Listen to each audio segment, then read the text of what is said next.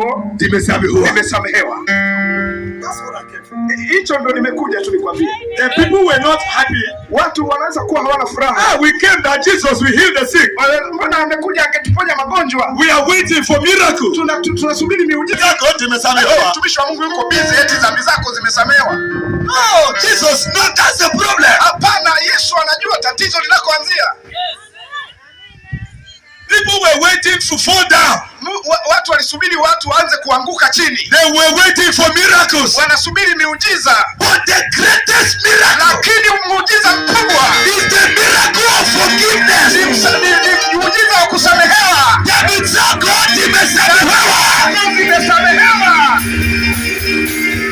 The greatest miracle, huo ndo muujiza mkubwa, is the miracle, ni muujiza of forgiveness of your sin. wa kusamehewa dhambi zako. That is a miracle. Huo ndio muujiza. That is why Jesus came on the cross. Na hiyo ndio maana Yesu alienda msalabani. He died on the cross. Alikufa pale msalabani. For Tanzania.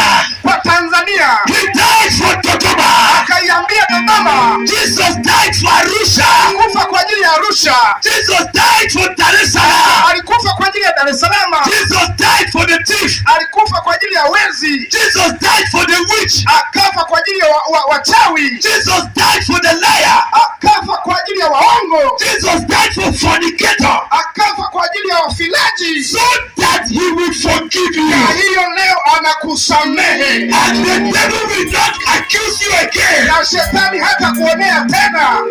Today, leo, your sins are forgiven. Dhambi zako zimesamehewa. Dhambi zako zimesamehewa. Your sins are forgiven. So however you came here, kwa hiyo kwa namna yote uliyokuja hapa, even you know the things you have done in the secret. Na wewe unajua ulichokifanya sirini.